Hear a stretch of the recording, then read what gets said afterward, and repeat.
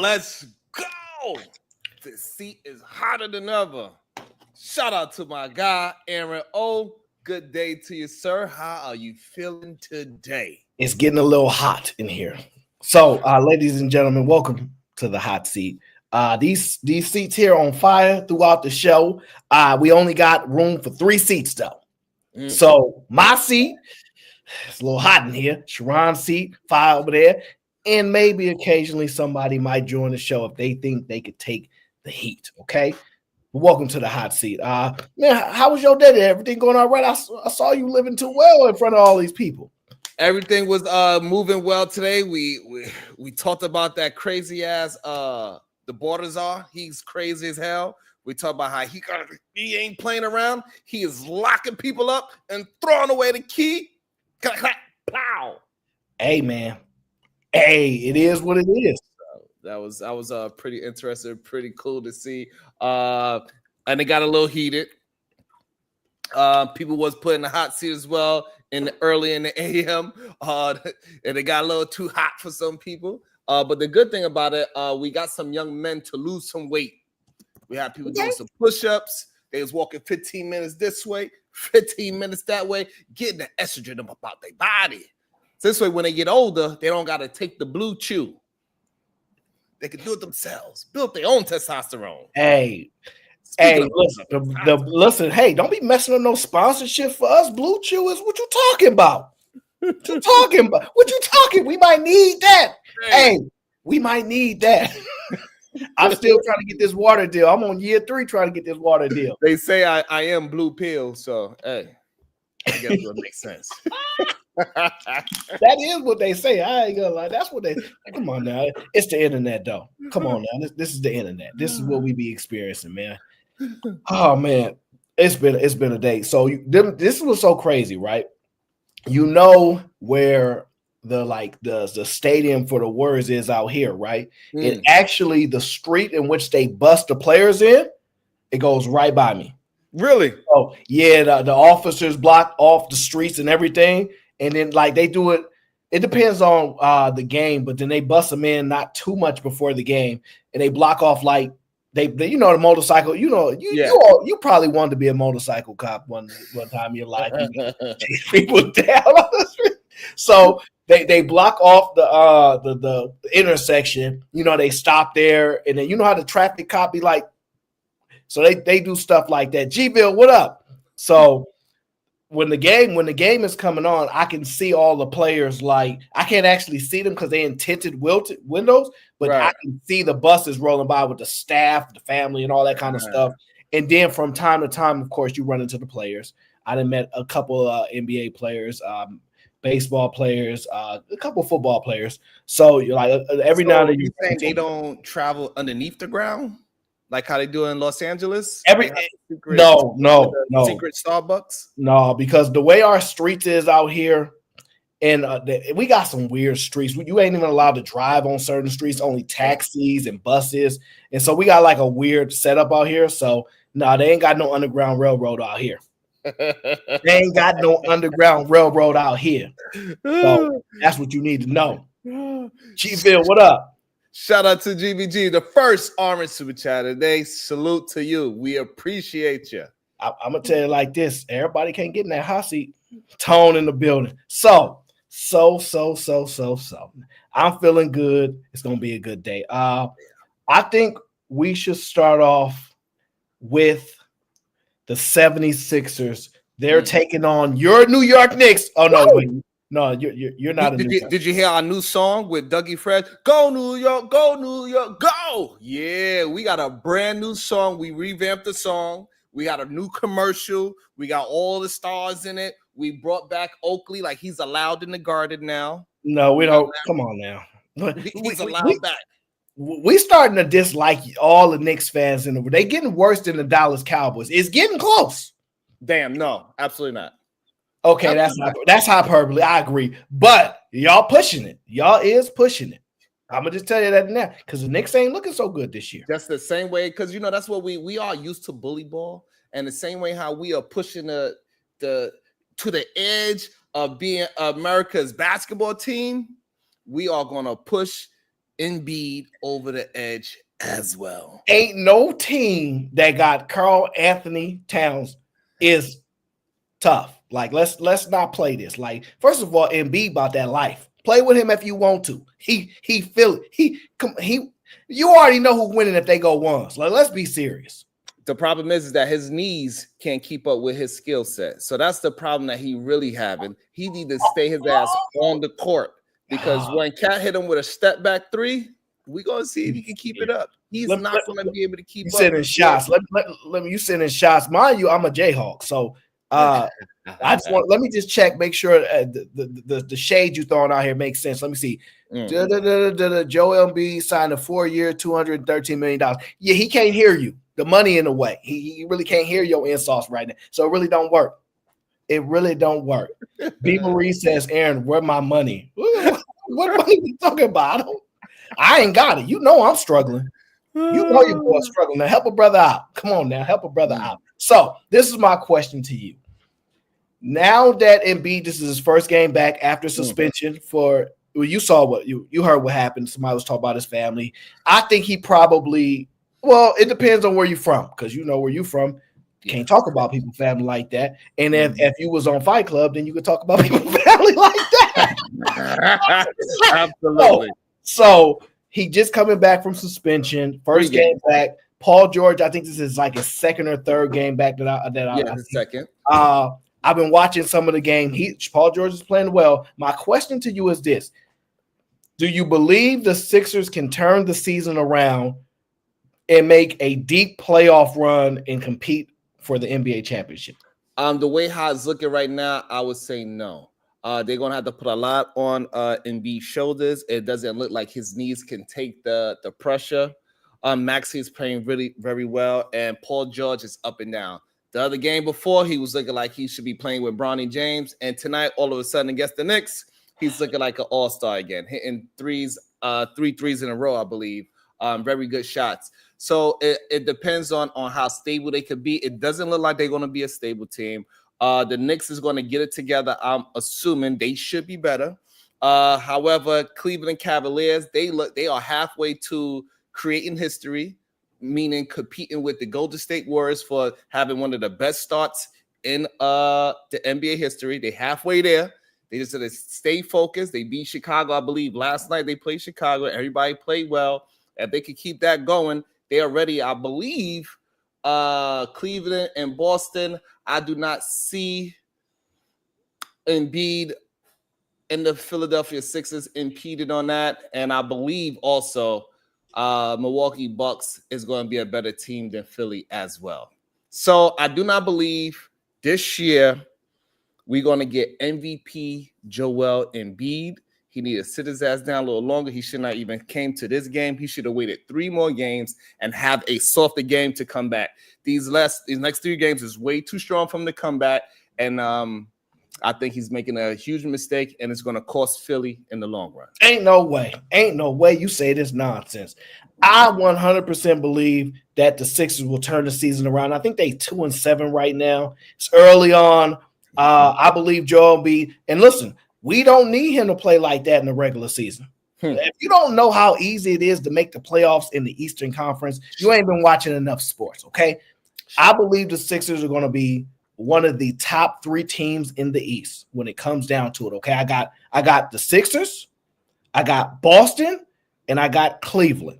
Hey, no way. Yeah. However, Cleveland is just regular season MVP, not finals MVP. So you know how the argument is the real MVP should be the team that won the finals, when they argue about regular season MVP.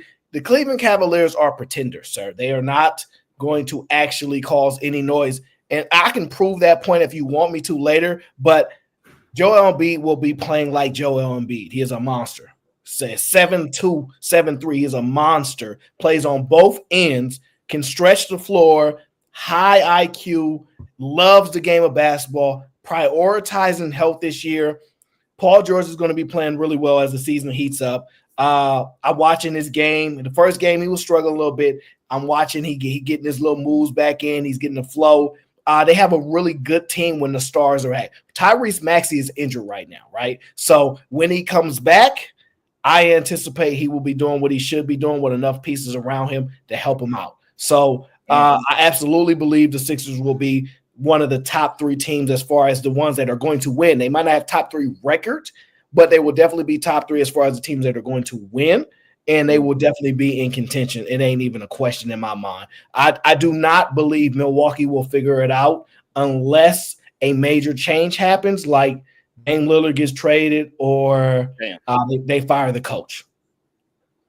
Absolutely, that coach will be getting fired if he keeps up what he's doing. That's for sure. But however, I do not believe he's going to – I don't think Philadelphia is going to get past Miami Heat. I believe Jimmy Buckets, he has their number. He is not going to allow Joel to beat them. It doesn't matter if he's the only person on that court. He is going to make sure Philadelphia, he is going to be the reason behind Philadelphia not moving past the first round or the second round, wherever they meet at, because Miami's definitely going to be there because they hard-nosed basketball. Everybody's no real superstar. They are all just going to grind it out. Who else is in the East that I do not believe Philly can take? I don't even believe Atlanta Hawks. I do not believe that Philly, both parties are injury-free. I do not believe Philly can be Atlanta Hawks. They cannot even beat Little Ice. Ooh, cold Trey. They're not beating them. Cleveland Cavaliers, I'm sorry to tell you, but they figured it out. Garland and that little itty-bitty guard that you was talking about that's not big enough for the NBA, even though he's the same size as Dwayne Wade. And I believe Dwayne Wade won a championship with a great center, and I believe they have a good defensive center that you could just throw lobs up, dunking on people nasty, block the ball. He plays nasty. He's willing to fight. And Cleveland are not pretenders. They are the real deal for right now, so they stay injury-free. And Garland and goddamn the Spider, they figured it out. All right, let me show you why you don't know absolutely nothing, okay? Because you almost made the take to turn the show from the hot seat to bad take, okay? Let me ask you this. Can you name the last 5 NBA champions?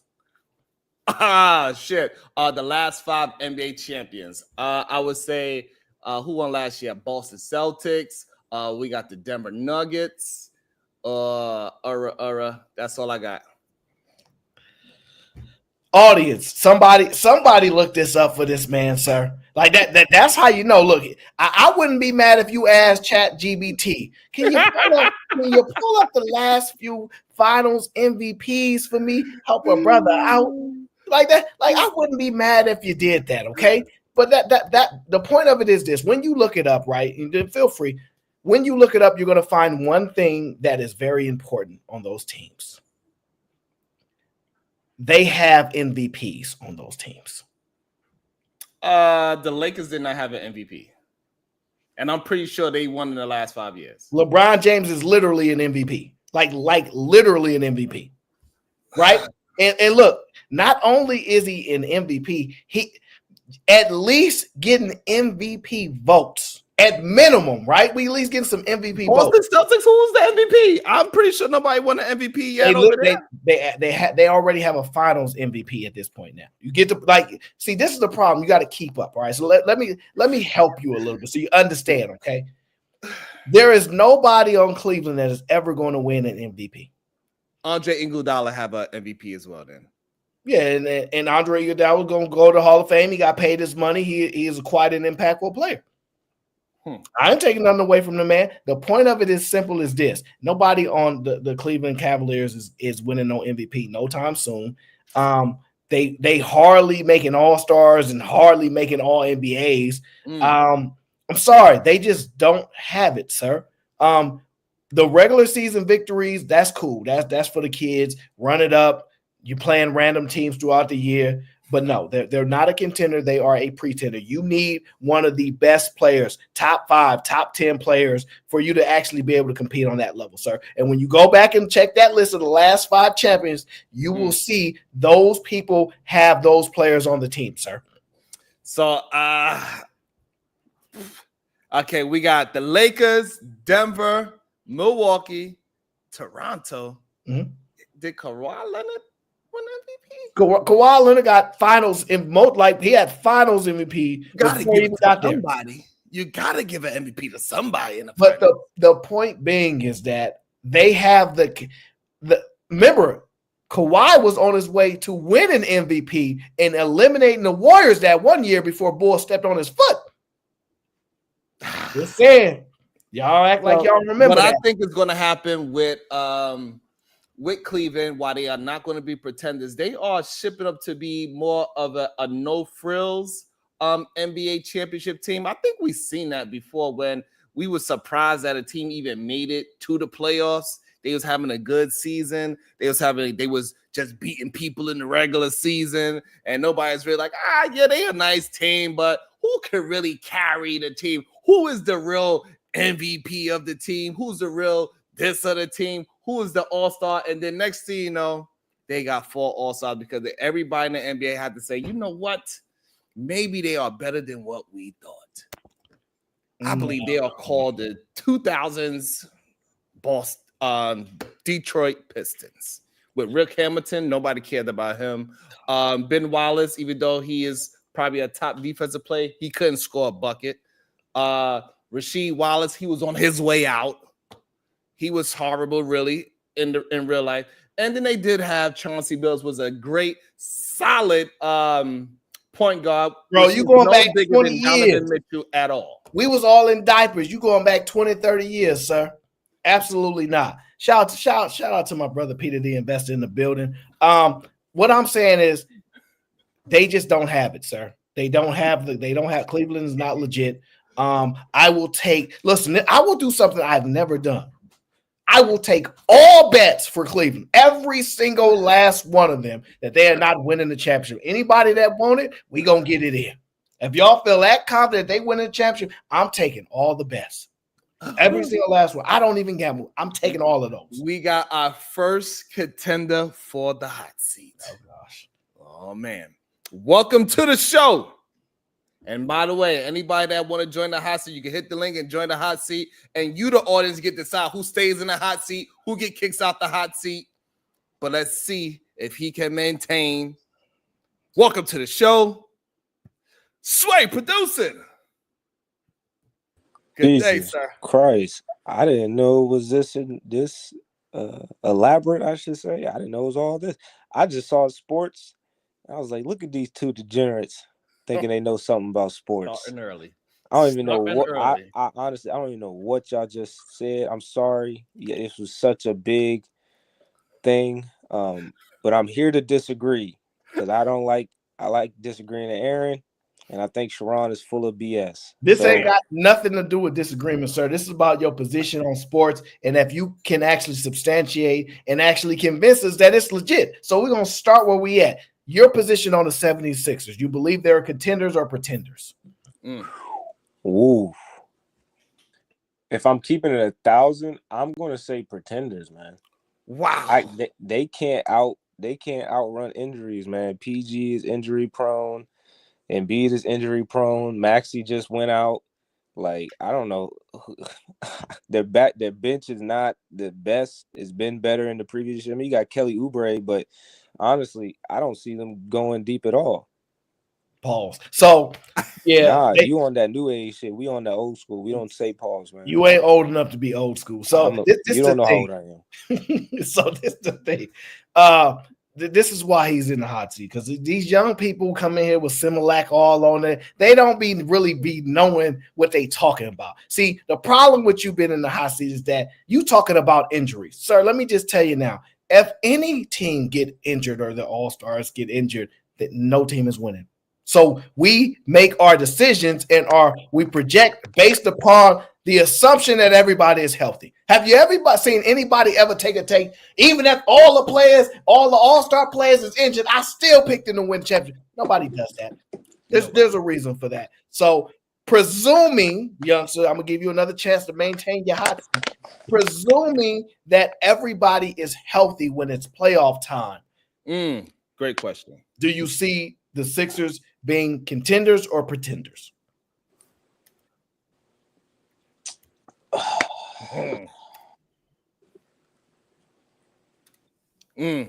Damn. Study long, study wrong. I believe the Sixers You could do it. No, because the problem is if they play the way they're supposed to play, I think they could win it all.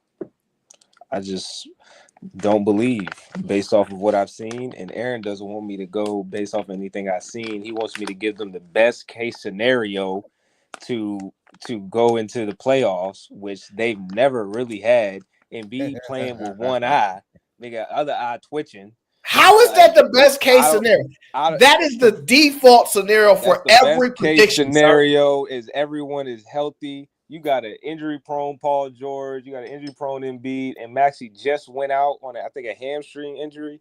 Like I don't see how you get around the history of these players. Like they talk about it with Anthony Davis up until recent years. LeBron up until now, as he's getting older. Okay, sir. Your position is what? My position is they're not going to make it. They're not going to make it unless they stay healthy. So you predict that they cannot compete for a championship because they're going to be injured. That's your prediction. Yep. Wow. Well, and if it come true, you go. How much money am I going to get? Well, I mean, you know how to play Vegas gamble. Only bets I'm taking is all Cleveland Cavaliers support. Would you want to make that bet, Aaron, that they're not fully healthy when they go into the playoffs? Just the 3 stars. We don't even have to go with nobody else. The 3 stars. No, I only will take Embiid being healthy because I think that even if somebody's out the first round or whatever, I think they're going to get through the first round regardless. As long as they got one of the 2 stars, they're going to get through the first round. And I think after that, everything will be good. This is sports. Anything can happen. I know nobody in their right mind should be predicting nobody's getting injured in a physical sport where you're running up and down the court, jumping up and down, defending, sliding. That's not a smart prediction. But since you want to be a smart aleck and sit in my hot seat, let me ask you this. Do you want to take a bet that all of the other NBA teams that you will predict will win will go into the playoffs healthy? No. You don't like the odds, right? You see how that works? Absolutely not. Because I don't think it would necessarily be the star players, but because you said the team. I limited down just to the top 3. You didn't. You said the team. I think somebody's on the team is going to be hurt for sure. So okay, so all right. What teams do you predict will be in the finals?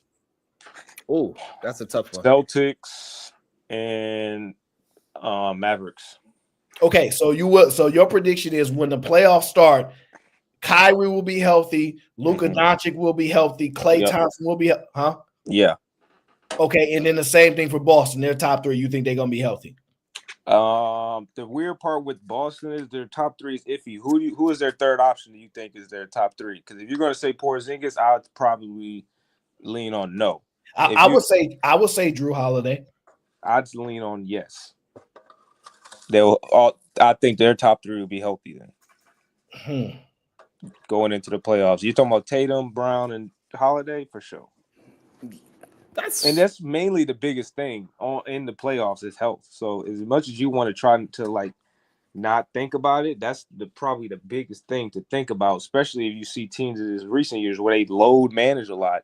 Most of these star players don't even play 82 games anymore just for that idea of being ready for the playoffs. Look at Kawhi with his broke-ass knees. Nigga ain't play more than 30 games this season and somehow still can't make it through a playoffs. So, hey, PG wanted the same thing in my opinion, and I think that's the biggest thing if we are going to talk about the playoffs, and that's the biggest factor. But before we get all the way down to the playoffs, 82 games, what about in this new NBA Cup? Let's talk about this NBA Cup. Does anything about the NBA Cup make you excited that they are playing mid-season and people are actually playing for something mid-season with these? It's for the young bulls, man. It's for the young bulls and the below average teams to make some money. Because, outside of that, it really don't mean shit. It's just kind of to keep the energy up. But that's really amongst you got to have the energy up amongst the players. The fans is we just want to see good basketball. So if y'all energy up, y'all going to give us some playoff energy because you want to get your young bucks some money, fuck it. Or you trying to prove something? So therefore, you do like it. I just don't think it matters. You could take it away, you know. You just explained why it matters if it's going to give that energy. Since we like good basketball, we want to see great competition, and you giving them an incentive to play hard and play strong and play aggressive, like that mid-season NBA playoff style. I would believe that makes sense that we should be paying attention to it and encourage more players to play hard throughout the whole season instead of just throughout the last. The NBA is running out of ideas, sir. Damn. They running out of ideas, sir. It's not a bad idea. I'm not saying it's a bad idea. Do the games count to exhibition like your record? Yes. Oh, it counts on your record. Yeah, it counts on your record. And that championship, the first champion was LeBron James, the greatest of all time. So that is awesome as well. Oh my days. It's a beautiful thing. Stay on task. Yeah, I don't really care much for the in season. I think they get like $100,000 or something. I think LeBron was like, "Oh, I get $100,000." LeBron James. I think they get like $250. I don't think it's that high. I think it's $250. Okay. Because it was something. I think it was definitely. I remember 2 something. But it's more about the bragging rights. I could be wrong. Let me just Google it. Yeah, I think it's more the bragging rights and saying that, hey, mid-season, we are the best team because they got brackets. Your brackets is created from last year's standings. So you got to be a decent team to be in certain brackets. And it's created so this way the top 4 teams would meet at the summit in Vegas, and you're going to create this new, beautiful greatness for the NBA because these boys is good, and I believe LeBron's going to two-peat. It's going to be awesome to see. Oh, I think he got a good shot at two-peating, and Philadelphia doesn't have a chance. Cleveland might have a shot, which will probably be interesting for the NBA to have. That's the only championship Cleveland gonna get is the in-season championship. They ain't got no chance to compete when it comes to these playoffs. It says all players on the winning NBA Cup team will receive a $500,000 prize. How much? $500,000. Half a ticket. Okay, that's something to play for. That's half a ticket. Okay. Look, that ain't nothing to them, sir. All right, to the young players, like Sway said, cool, right? But they not worried about no. And they feed them to go win that NBA Cup so they can spit it on some damn scrippers. Absolutely, they want that extra 500. They go spit on some scrippers. Yeah. Nah, you thinking about Lou Williams? Okay, Lou Williams the only one gonna spend his money on them scrippers. Okay. Now, yeah, I'm not feeling that. Let's get into this game of the night. I think. Okay, we got San Francisco Warriors, okay, taking on what? Who calls them that? It's on their jerseys. They stadiums in San Francisco. That's where I'm from. That's where I see it all. So wait, San Fran? Yeah, maybe that's how they say it over there. Y'all don't know? Do you not know the history? I just never heard nobody call them that. I don't know. I guess you trying to go. You never see. Go to San Francisco Warriors and see what pop up. I went back in time, so you trying to say you want to go even further back in time before either one of us was born? Okay, go ahead, do your thing, sir. Where is the Golden State? We understand that it's in San Francisco, but no one calls the Golden State Warriors the San Francisco Warriors. They got jerseys that literally say the San Francisco Warriors, sir. Oh my God. They got a lot of jerseys that say a lot of things. They don't have jerseys that says the Boston Warriors. They don't have jerseys that say the Philadelphia. Okay, well, do most of them say Golden State or most of them say San Francisco? They alternate when they want to because when you're not answering my question.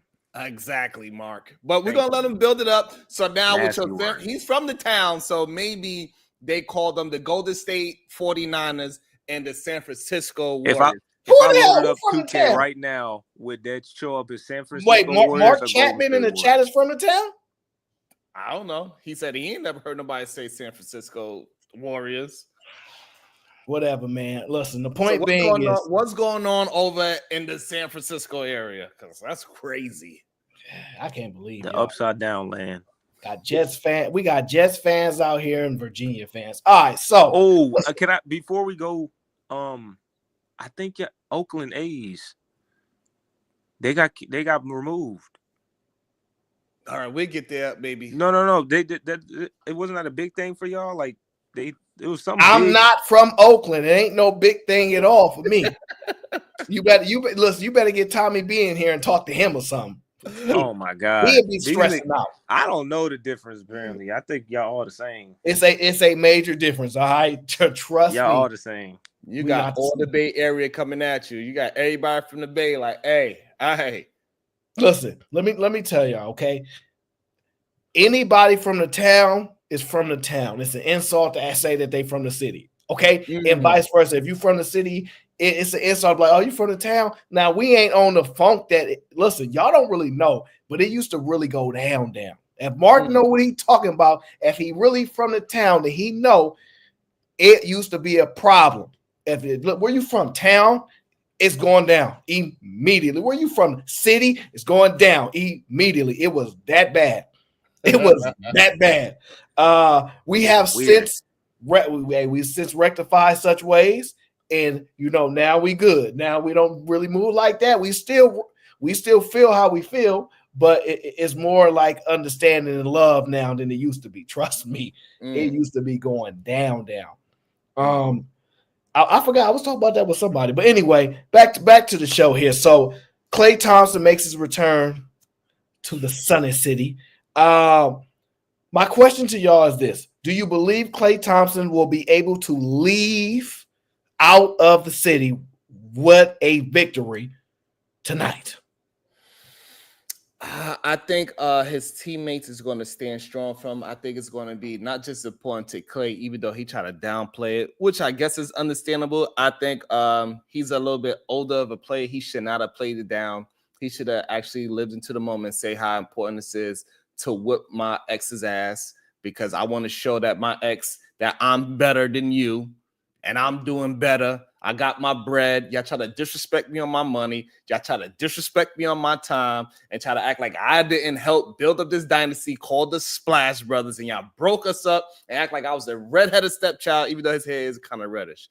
And he should have said that it does mean something to him for the first game back to be a NBA Cup situation. What how fake or real this NBA Cup is building up to be. It ain't that real yet, but like Sway said, for the younger generation, it's going to start building. Next 10 years, the NBA Cup is going to be a real important thing, I believe. And so he should. And I know in that locker room, they like, we got you. Him and Kyrie, they got the same sneaker connect. After this game, they're going to do a collaboration. The Klay and Kyrie is hot right now. He dropped like 40 last game and only missed 5 shots. He was 17 for 22. Yes, and they're gonna make after this game, they're gonna come with some Klay Kyries, the KKs. They're gonna come together and make a. Oh no, ain't nobody wearing them shoes. Ain't nobody. Hey, listen, come on now. After today's game, after the KK 2.0s, absolutely, it's gonna mean a lot. He's gonna play with that raw emotion. He's gonna be a little nervous in the beginning because he's gonna see a whole bunch of faces that he used to seeing. He might even play defense on one of his own players. He might pass. He might do a James Harden, pass the ball to an open three and try to block the same pass he just passed, right? Because he's so used to. Shout out to Buster Free Jones. Yeah, and so therefore, Klay is going to play his heart out. It's going to be an emotional game for him, I believe. I think he's getting all that emotion out now, so it's what he won't show it on the court. They're going to play a nice tribute to him for all he's done for that. He in warm-ups right now with a headband on. Oh, that means it's go time. How you gonna get ran out of gym by an old dude with what the freaking back? All right, listen. Okay, it's go time. All right, so it means a lot. So you think? Wait. You said Klay old? Yes. How old are you?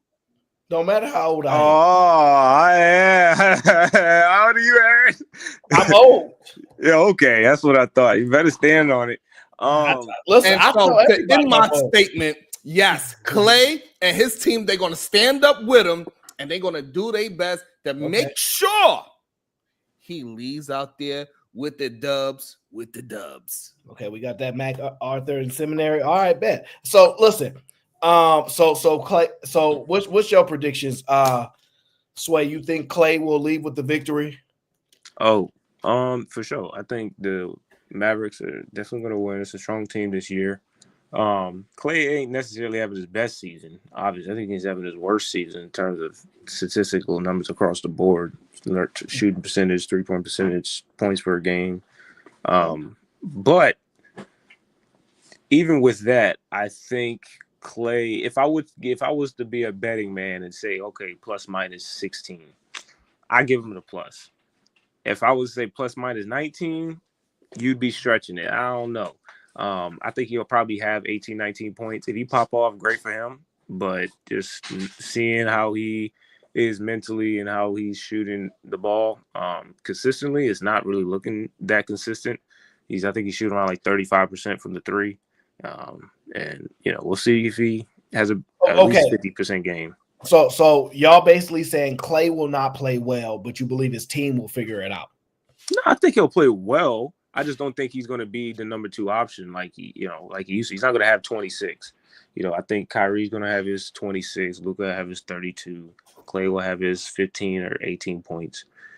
And they'll get the dub. The Warriors just don't have enough options. They don't have enough firepower to kind of keep up with what they got going on over there. Now, Mr. Bay Area himself. I'm going to take the Warriors tonight. I believe people have actually underestimated the Warriors. Steve Kerr has got those guys playing out of their mind. Fresh bodies, young, moving. Steph Curry, I see him going for about 30 tonight easily. Wow. I believe that this game is going to be a close game, but I think the Warriors are going to pull it out. Y'all really have no idea how hard it is to beat the Warriors at home. If y'all really go back and check their record at home, they are like probably the most difficult team to beat at home. Like they are just when you go into that building, I'm telling you, it's different. I think, and also I want to say, I think the Warriors were 100% correct to get Klay Thompson up out of there. You absolutely give him the boot. He was on the decline. He was not worth the money. And in business, you have to make tough decisions. Out of the players, out of the current place that they were in, he was the most expendable because it's better to give somebody away before the tires, go flat. So right before the tires go flat, you go sell it off to another sucker. And so we're going to let y'all go ahead and just go do their thing over there. But I'm telling y'all this now, okay? I'm telling y'all now. The Warriors going to come out with a dub tonight, and Steph is going to play well. He's going to get a lot of support. I think Buddy Hield's probably going to have like 18 points, hit a bunch of threes. It's going to be an entertaining game, but I got the Warriors winning tonight. Klay, I think he'll struggle a bit, but I think he won't be horrible. But I think he will struggle a bit because he'll try to press. But we'll see. I'm interested, but I do believe the Warriors made the best decision in getting them up out of there. I don't think it's going to be a good decision to get him out of there. I think they did it way too soon. They should have waited maybe. I don't know. His contract was up, so they had to do what they had to do. However, I think he's going to play with a vengeance. They put him in. One thing I can say, at least they put him with a contending team. At least offensively, they contending, and so it's going to be interesting to see how it translates. However, he's going to go out there and he's going to play his hardest to get a ring before they get a ring. He want to get a ring without them, really, just like how Shaq and Kobe was. Kobe had my ass taste. Klay Thompson's going to come with his Tropic Thunder outfit on and ask the Warriors how my ass taste. Shout out to Martin Luther King. Not going to happen. Not gonna, that's Martin Luther King. Not going to happen. What is going on? Yeah, I still think the Warriors made the best decision. It was a business move. Klay has been injured. Those injuries are the hardest. He messed. I think he tore his ACL. I think it was Achilles as well. Those are like the hardest injuries to ever come back from. So absolutely not. They made a good business decision. I'm not about to give you no $30 million, $28 million. No, when I got young players to play, people to replace you, Jimmy Kuminga, things like that. It was a really good decision. So you called Jonathan Kuminga Jimmy? Johnny's the same thing. Oh my days. So you actually believe that another team gave him more money, more time commitment, and gave him a starter position? You saying that team is wrong and the Golden State Warriors are correct? No, that team did him dirty. They was the big three. He was a very important part to win the championships with or without KD. And it was literally disrespectful. Go ahead, Sway. They should have got Klay up out of there for both of their sakes. Not no like disrespect, but Klay got a lot of energy left, and he need to go actually chase a ring. For the one time and go get a bag. I don't mind it. But Sway, you saying you agree with the Golden State Warriors and Aaron O and the San Francisco Warriors to get rid of Klay Thompson's half of the Splash Brothers. They sent him to the best team he could go to in the league. Wow. I give him props for that. The best team he could go to. The taxes is legit. No income, no state income tax. Man, it's a decent weather. It's still hot, but it's all right, man. You moving there or something? Nah, I ain't moving there. Don't act like it's the greatest place in the world. Then it ain't, but San Francisco taxes, man. Them bitches be hurting. You ain't never got taxed out here. You don't even know what you're talking about. Them bitches be hurting. They do. But the main thing with Golden State is that 4 players on their team are shooting at least 40% or more from the 3-point line. I think Steph is one of them. Buddy Hield's another one. Moses Moody and Andrew Wiggins. Those guys are shooting the lights out. Kuminga, I think he's shooting decently. I think he might be shooting like 30-something% from the 3. I just don't think you could disrespect somebody that scored over 19,000 points for your team, over 2,000 3-pointers for your team, career 47% shooter. Most you can when they shooting 0 for 10. Right? Wasn't he like 47% of his career in Golden State? 47%, somewhere around there. That is crazy work. What are you talking about? Like the amount of games he played in Golden State? Yeah, in his career in Golden State, I believe he's a 47% shooter. Oh, hell. Somebody please fact check me on that. From the field? Yes. Oh, you said from the 3. Yeah, no, from the 3, it's like he probably like 42, maybe. Yeah, up there. He up there. But that's beyond the point. You talking about what he had did. Damn. We looking for future projections, and we think it's in the best interest of the Warriors for them to move on and part ways. It ain't never a right time to say goodbye. We got to do what you do. It was over. And that's exactly why he's going to bust their ass from tonight and moving forward. He can't wait to see them in the playoffs. That's probably a story that the NBA will absolutely love, for them to meet in the playoffs. And Dallas is going to beat them. Dallas got a good shot. If Klay even plays 3/4 of what he was doing with Golden State, and he's somewhere in that 38 to 42% range in 3-point, hey, listen, they are going to be a very dangerous team. They're going to knock Golden State out. I mean, San Francisco Warriors. I apologize. I got to make sure I'm saying it correctly. They're going to knock the San Francisco Warriors out the box, and he's going to feel better than ever. And it might be an actual repeat of last year's championship, this time with Dallas taking it. Man, shout out to my bro Nick in the building, man. He triple up, so that's my brother, man. I'm glad to see that's going well for you. I just don't see it. I'm just keeping the beam with you. I don't see it. So I don't think it was disrespectful. I think they treated him with a lot of respect. It was just his time to go, and things like that is bittersweet. Everybody got to stay. No, I think they should have got rid of Draymond before they got rid of Klay. Let me say this. No, this is what I'm saying, man. This crazy is what I'm saying. To me. This you can't really have an offense without Draymond. You can definitely have an offense without Klay Thompson. Another thing is, we can't be picking and choosing. It was a problem with the owners can do it and the players can. Now we got to have a problem that only the people that can make decisions is the players and not the owners. Like, we got to have both ways. The owners can make the decision when they feel necessary, and the players can make the decision when they feel necessary. And everyone need to respect everyone's peace and time and energy to the decisions that they make. Because I don't want the owners to get mad or the fans to get mad when you decide to leave on your own or play some weird games like James Harden. Fella got a point. So when the owners decide that, hey, we want to move on when you still got a little bit of value, and hopefully we can put you in the best options that you can still succeed, and not just throwing you on a rebuild team like when the situation we're kind of in. Then I think they were looking out for Klay in the long run. So the team that he's moving with right now ain't necessarily buns, and they were a championship competing team last year. So. Well, Sharon is just emotional, like Chris said. He over there like, but we're brothers. We shot 3-pointers and we did. Got it. Nah, no. Get him up out of here, okay? It's time to go. He was trash coming off that injury. Horrible. He was brick squad. Mm-hmm. So what I would have did, so since I'm so emotional, I'd have put my arm around Klay. Come here.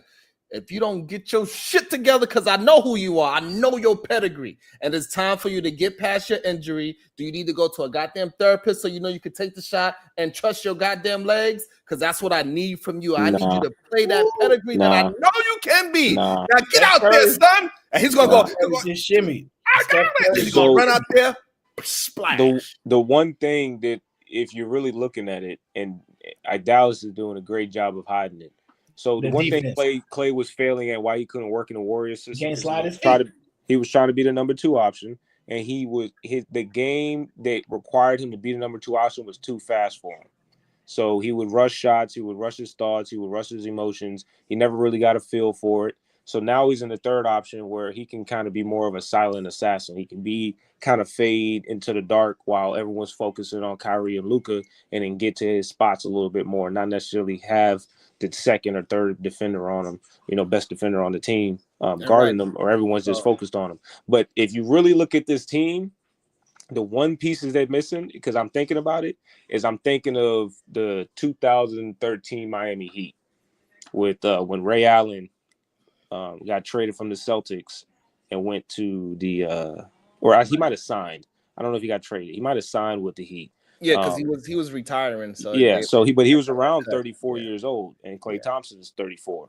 But the one thing that the Mavericks are missing is Chris Bosh. They got a LeBron and they got a Wade to an extent. They ain't them in the terms of that pure force, but they definitely get you a bucket. But they don't have that real big 3rd option. They might got Lively. That's more of like a DeAndre Jordan-ish, but he really isn't that big of a shot blocker. He's not that big of a paint enforcer. He doesn't have that good of a mid-range, so he's lacking a lot of things that they need from the big, and they kind of are lacking the big spot.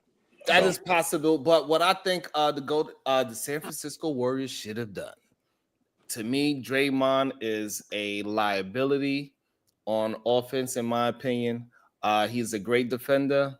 He's a great bully ball kind of guy, but his style of basketball is running out. That shit is not needed in the NBA anymore. They needed to get some real helpful goddamn stuff. Somebody that's young and that's willing to run around and get slow ass Draymond off of running the goddamn court. Like, you are a liability. Nobody even plays defense on you. You are the reason why people could double team. What's Draymond's plus minus? He's the reason why they struggle offensively. Let's see what Draymond Green he is plus not minus the reason why they struggle. They not struggling offensively. Your takes is horrible. Draymond Green averages 8.5 points this season. He's shooting 44% from the field, and he's shooting 45% from the 3. He's averaging 5 boards and 5 assists. He has 1 block and 1 steal a game. He might as well call him Bronny James. The disrespect. He's a plus 5. He's a plus 5. How many rings Draymond Green got, sir? I believe 2. I don't know. No. He has more than 2, sir. He got the same amount as Klay. That's what I do know.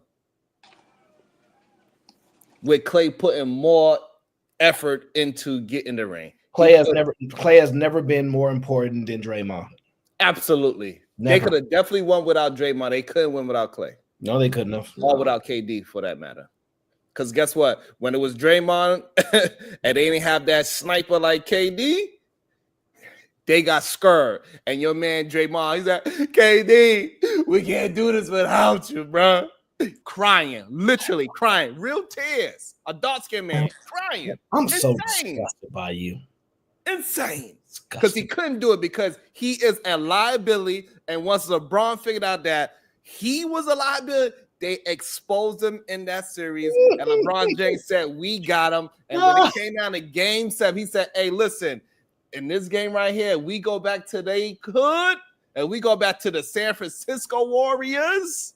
We got him because we took their heart, because Draymond was their heart, and he cannot score. He could not defend nobody. He couldn't defend anybody at that juncture in that game. They figured out who the weak link was. It was him, and that's why you had to get on the phone. KD, we need you. You the holy person. We need the sniper to get rid of the chosen one, because we witnessed. Yeah, shout out to Mark. Mark, we don't have bounties for the host, but we do have silencers. So can't boot them off, but you can silence them. All right. So he just has to sit on the screen and watch the real people that know what they talk about while he on mute. So feel free to mute him. It's not my fault. I'm just listening to somebody that is from that city. They told me what the name of the team was. I was just going by. I figured he was there. He be flashing them when they drive by. He said, woohoo! He flashed them when they drive by. It ain't my fault. All right, guys. I got to go to bed. I got to be up at 5 in the morning. Golden State is up 10-9 right now. So we'll see how that game goes. Who won the next game? Knicks won by like 10. You called it. They pulled away at the end. I mean, it's cool. It's early in the season. It's not like they're not like they playing better than the Cavaliers, according to you. Cavaliers might win it all. Oh, damn, Cavaliers gonna win nothing. Atlanta beat Boston. Listen, man. Detroit beat Miami. Yeah, man. That's crazy. Detroit beat. Well, they didn't have. Looks like Milwaukee's finally going to get a dub against the Raptors. Well, nobody's playing. Nobody's over there, right? Trey not playing. Nobody playing tonight. Well, Atlanta knocked off Boston. Atlanta knocked them off. You was just talking about how good Atlanta is in your eyes, but they ain't got enough. They best player too small. What are they playing? For some reason, double the amount of steals. I don't understand how he does it, but Trey, he figured out a way to stay on the court, be a defensive liability, and outscore the other team. It's weird, but he figured out how to do that. Because Antonio Watkins with the 5 ball. This is a pretty good conversation with Sharon having the least good takes, and Sway surprised me with great takes. I'm just listening and driving. Shout out to my dog. Oh man, I told you these bad takes. You're gonna make us change the whole show. Oh man. Let me see here. Let me get you. I want to talk about real quick. I know you might not just seen it, but I want to talk about the college football playoff. They just announced the teams that are going to be going to the college football playoff. I'm not going to say I'm disappointed, but it's some new faces, basically. Like the names that we used to seeing, the Clemsons, the Alabamas, all those things. No. Like they've been outrun. And this is who we got in the CFP finals, okay? Oregon, Ohio State, Texas, and Penn State. Ooh.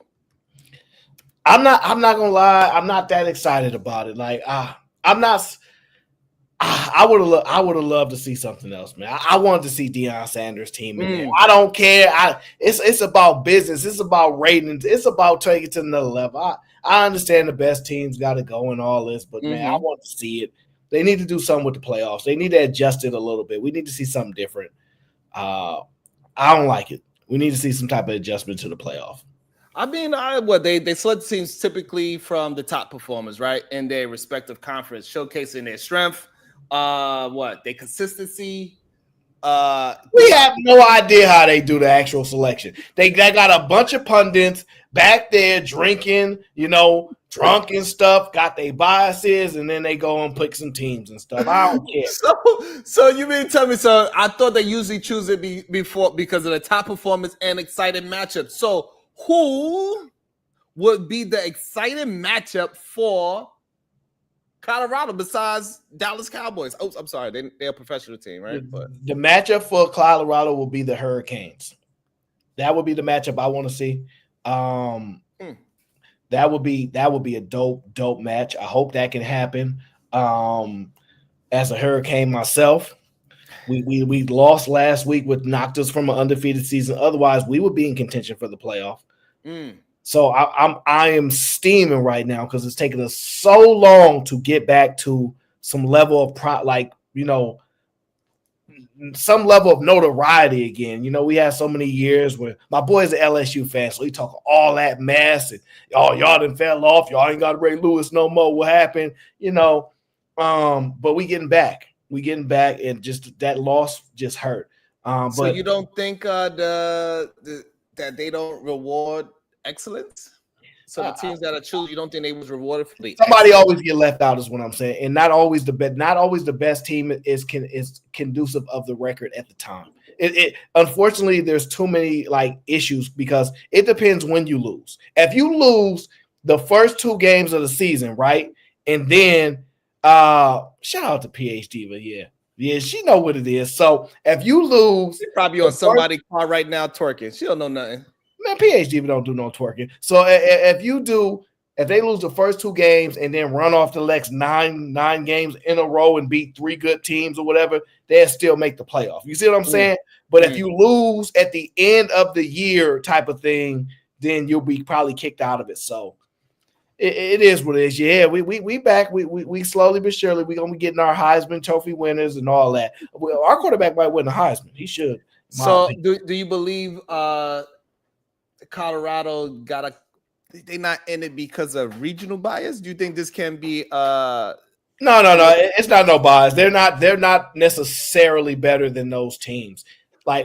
So I understand that. Yeah, I understand it. It's just,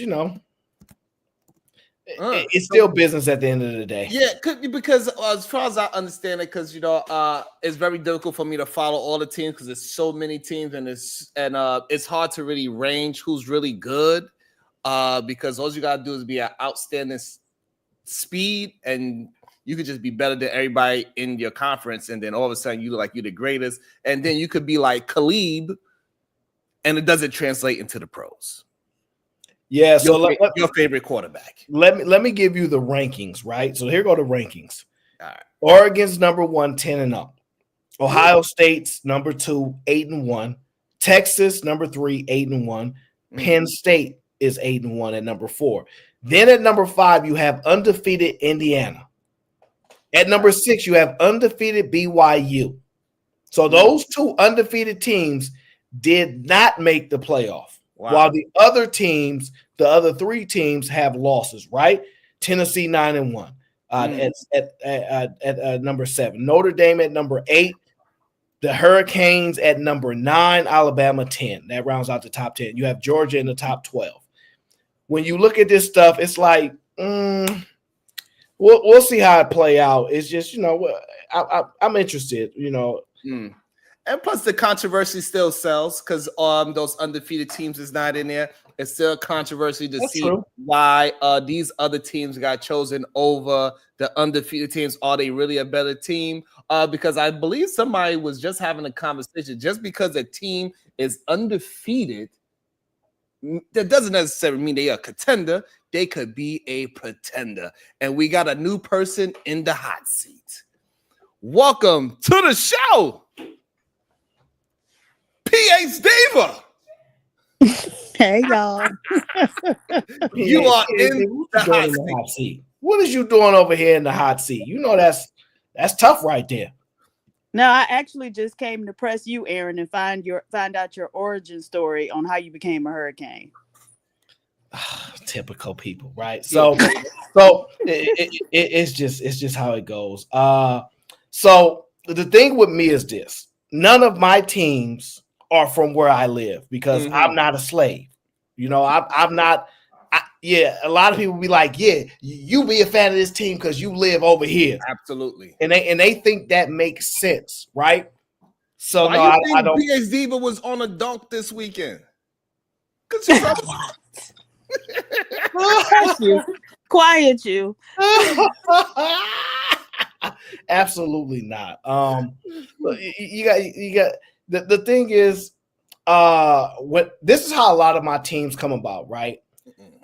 Whenever this how I became like an Eagles fan because my dad's a Cowboys fan, right? Wow. I go against what everybody else around me is going for. So when I'm young, right, I'm watching TV and stuff, I'm learning about sports, and everybody's like, "We for this team." I'm like, "No, I want that team." I've been like that. That's how I became a Hurricane. I don't like that Florida team over there. No, the Florida, they good. No, I want that one. That's the one. And that's just how it be. That's how it looked. I became a Rockets fan because Steve Francis is my favorite player at the time. My best friend's favorite player was Baron Davis. We used to go back and forth. If y'all don't remember, that was kind of like the rivalry. I don't believe in being restricted to your geographical location to let other people make decisions for you. No, I'm gonna pick my own damn teams. I don't care what nobody got to say about it.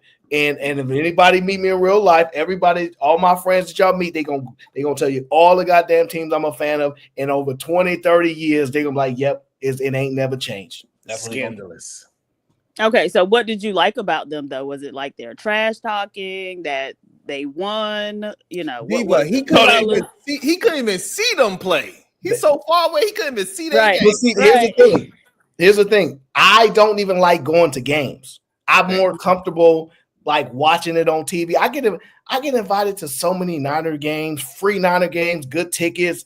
I pass them up all the time. One, because I don't want to go out to that damn stadium. And last time I went, because my boy invited me to the game, it was probably like 2 years ago, the Rams game. Somebody walked by me with a beer and dripped it right there. I was steaming. It didn't hit me, but it was right there next to me. And I don't like being around drunks and alcoholics and stuff like that. I just don't like it. And then you got to understand, the U got that. They got that.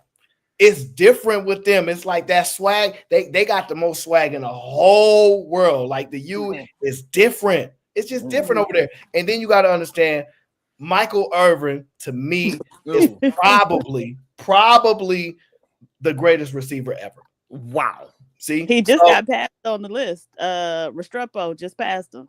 Yeah, I saw. Yeah, Restrepo has been balling, and I don't understand because I did not see that happening. I don't, but I'm gonna take it. Irvin, one of the greatest receivers of all time. That's without a doubt. See, this was absolutely without a doubt. But first of all, look, you see, this is the problem. Y'all got like this current history. Y'all don't remember the U we was putting out first rounders every year. We broke all the records. We had them, and then Nick Saban got with Alabama, and that's cool. The recruiting kind of changed a bit, and really what hurt us is the whole scandal thing. That's what really destroyed us because they try to exterminate us. So we had to pretend like we was broke. They was like, we ain't got no money. You know, when drug dealers like they get caught. I don't sell no more. So we had to go a couple years struggling. And it was the hardest time of my life. My boys were rolling me out. Because I used to talk so much mess. We got Ed Reed. We got Sean Taylor. Like I used to talk so much mess. Yeah. Man. So, it's been pain. So to see like because Cristobal was pissing me off the first couple of years, I ain't gonna lie. And I was like, what's going on? What's his recruiting that's working? But he's definitely won me over. Cam Ward is playing out of his mind. He is a special talent. He's going to be really, really good if he gets to the right situation because, things can change. But, yeah, a big Hurricane fan over here. Big time. Okay. You just improved your stock in my eyes. So at least you got good taste in college football teams. So I'm talking about. Don't worry. Sharon don't really watch no college. He only watch women's basketball. That's it. Yeah, that's what I watch. Especially when they lower the rim and they're going to lower they shorts. Man, I'm telling you. They shorts. Oh, I'm sorry. Did you hear me say that? I thought I was saying that. What a perv. I didn't mean to actually come out. Oh man. You are embarrassing, sir. But let me see here. We got my Kansas Jayhawks was number 1. We ranked number 1. Okay, preseason number 1. We definitely gonna win the national championship for sure. I don't know why college basketball for men is not as popular as it once was. I don't know. It's not talked about as much. Duke is playing tonight. They're playing Kentucky. Cooper Flag is I don't know if he's the real deal or not. He just don't look believable to me. When I look at Cooper Flag, I'm like, this white boy. But he balling. I don't know. I'm gonna lead y'all to the college basketball talk. Y'all have a good night. All right, Damn. We ran Diva. She said, I don't know nothing about Absolutely. no damn basketball. I like to see the men in the tights. Oh, Yeah, God. you know, basketball players be like long and skinny. Football players be swole. And Oh, like PhD, you got a type, huh? I didn't know. Okay, you got a type. Okay. All right, then say something. So yeah, I just totally lost interest when y'all brought up the skinny boys. So y'all have a good one. All right, PhD, thank you. Well, at least we know so- what the ladies like. Oh, that's freaking hilarious. So this is what I want to get into. I want to get into the NFL a little bit. You know, at me being out in San Francisco, we got the 49ers out here. They, for the last few years, have been strong contenders to win a championship. Okay. They've had some injuries this year. McCaffrey is back. They Some just signed their going on. So that's crazy. So McCaffrey is back. They just signed their top cornerback to like a $90 million deal, which is crazy money, but he probably deserves it. I want to know if you think with McCaffrey back, do you believe the 49ers can make a run? And are they contenders still, or do you think that they don't have a chance? I believe if McCaffrey plays anything like how we know him to play, it absolutely opens up a complete different offense. It frees up people. It takes a lot of pressure off of Brock. He could do a check down. He can make that man go ahead and do a flat out to the backfield. He's going to block for him. And he changes the whole landscape of how they play. Absolutely 100%. If he's healthy and he could sustain it for multiple games, they are serious contenders with McCaffrey there. It's just something about that young man that is different from other running backs that we never even seen in a person of his kind of hue before. I'm going to say this. I believe the 49ers will be competitive. I think their window closed. Really? Yeah, I think the 49ers window is closed. It's so hard. You usually get like maybe a 3 or 4 year run. There's no, like, you just can't keep that. And they've been to 3 Super Bowls pretty much for like the last 10 years, if you really look at it. Right. It could be more. I could be off on one, but it's just, I think their window is done. I love McCaffrey. He just had over 100 yards from scrimmage again. He's just a dual threat. He really opens up the offense for them, but I really just don't see them be able to compete. And the biggest reason is defense. They're no longer that defense that you fear that's going to get that big stop when they need it. They're not that anymore. They're a solid defense, but they not the fear that you had when they was shutting you down. 17, 14 games, things like that. They can be had. I just don't see it anymore. So unfortunately, I think that their time is up. So what I think with the defense, sometimes it just happens. It's a trade-off sometimes. And I believe he tried it with loaded up heavy defensively. And I think now he's trying to lean a little bit more of a balance where he has a good, solid defense and a little bit better of an offense. And he believed that he could outgun other teams with his decent defense. And Brock is not going to really make too many mistakes. He's getting better. He's had the confidence. And with McCaffrey there, I believe they are going to be some strong contenders. And he's an excellent coach as well. So, in my opinion, I think they got a legit shot.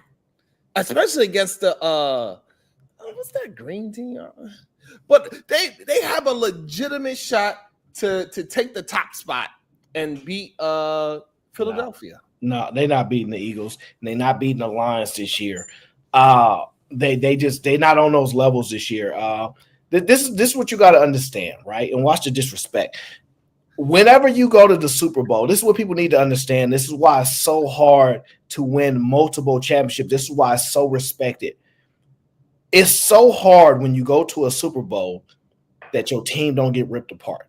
Mm. Coordinators usually leave, and if you look at what the Niners defensive coordinators, they've been getting jobs everywhere. If you really look at it, that's what hurt them. Okay. They get all of their strongest coordinators and stuff. They see how good they actually are, and they take them for head coaching position. They take them for defensive coordinator positions. You know what I mean? And when you do that, you really shake up the culture that they built over there. And then you got a new guy that comes in, and he may be good, but he ain't that guy, and he can't duplicate it. He don't make the right decision. He don't know how the players tick the same. It's a chemistry as much as anything else. As you can see how horrible the Milwaukee Bucks is because they lack chemistry, right? So NFL is the same way, man. They love their coordinators. They run through a wall for a lot of these people. They make the right tweak at the right moment. They run that blitz at the right moment. Okay. They make that substitution at the right moment. Their coaching is just excellent. Would you say to be in Super Bowl contention, you need to be what? Top 10 defense?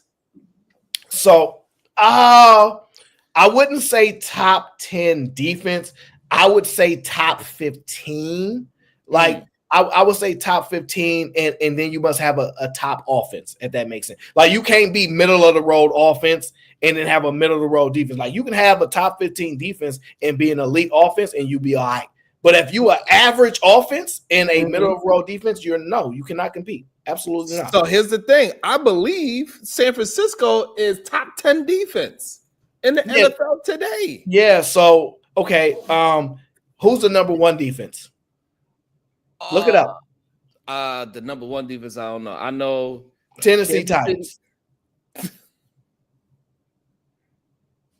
Go ahead and look it up. All you gotta do is listen. Just type it in. I don't even want to type it in because I'm scared that you might be right that the Tennessee Titans is the number one defense in the NFL. That's crazy. Oh my God. That's horrible. I'm not even gonna type it in. I don't even want to see it. So the point being is I get it, right? There's a combination of stats, but it's also about what you see on the field, and then it's also about what you know is going to happen when the playoffs come around, right? So obviously, we're just looking at yards per game given up is how they typically rank defenses, right? They have other subcategories, turnovers, points per game allowed, top scoring defense, like all those things. We can break it down. But they naturally do it by total yards is typically what they do. And I believe when you look it up, you're going to see a team and you're going to be like, yeah, I'm going to be quiet. So, yeah. So we got San Francisco. They're at least in the top 10. Okay. Right. You said top 15 to make it to the Super Bowl. So now what? And do they have an elite offense? Now, that's the next question I got for you. What ranking do they need to be? Top 10? Top 15, what ranking would you say is for offense? Yes. For offense, I would say, and this is just arbitrary because it's not just the yards. Because remember, if you plan from behind, you can rack up yards. It's about when we watch you put your best out there and you go get somebody else's best, do you dominate? And I don't see that with that offense. Not only is the guys that they paid all that money to, he's out for the year, whatever his name is, Ayuk. He's out. Let me not be disrespectful. Ayuk, he's out. And first of all, top 10 offense? You need to be a top 10 offense. Well, we know you need at least be top 15 defense. You said top what offense? If you make me take a position, I would say top 6. Wow. Yeah. I wonder what San Francisco is. I don't know. 6. Well, now 6 in the NFL. They are 8th in defense in the NFL. So they make your top 15 criteria, and they make your top 6 offense criteria. You want to go to special teams too. So what I'm saying is this: listen, with those rankings. Go ahead. The Golden State 49ers have great potential of going. They have great potential of making a real playoff run, especially with somebody like McCaffrey insert himself back into the offense. All right. I think you confused on how this works. So let me tell you how this works. When we say contend, that means they're favorites to win. So, like when we say they can contend for, technically anybody that's in the playoffs has an opportunity. We don't really, when it comes to debate and things like that, we don't really get that technical. The teams that you picking to win, are they within the top four? Because typically you pick 4 teams that can really win. You got your top 2 that you like. I think those 2 gonna be in the Super Bowl, but these other 2 could knock them off. It's 4 teams that is just guaranteed that those are the people that you got as the out front contenders to win the Super Bowl. And everybody else is like, I don't think that they will, but it's a possibility. So that's how we make these assessments, sir. Okay, I don't believe. Go with Kansas City. I'm gonna go with the Baltimore Ravens. Okay. I'm gonna go with the Pittsburgh Steelers if they beat Baltimore. I'm still waiting. So I'm gonna put Steelers as a 5. They honorable mention. I'm gonna go with them as an honorable mention. As of right now, the way how things is shaping up, I do have Detroit Lions looking like they are the best football team in the NFL right now. And number 4, I'm sorry, but I have to go with the Golden State 49ers. I'm sorry. Philadelphia ain't make it. Ain't make it. I'm sorry. Right, so let me ask you this. With my criteria, where does the Eagles offensive and defensive rank fall? You know what? Because I don't like Philadelphia, so I do not look at their stats at all. Because I'm always hating on them. You must be a Jets fan. We'll take your quarterback for a 6th round pick, sir. Oh shit.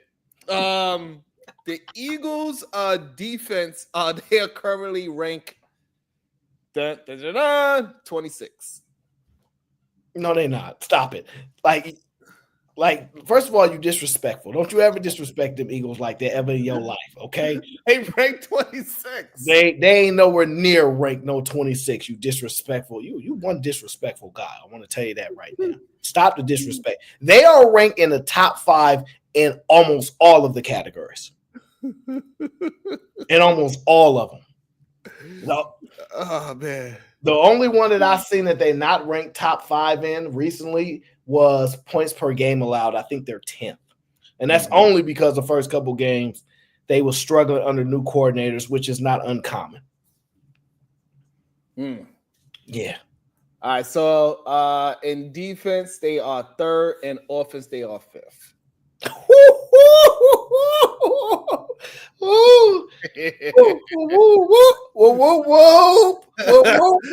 I mean, according to your criteria that you made up to fit the Eagles in it. No way. No way. We were talking about the Niners when we was doing it. I wasn't even thinking about no Eagles. That's crazy. To fit the Eagles in it for your Super Bowl contention, you made sure you put the criteria that's just perfect for the Eagles to be at the top of the mountain.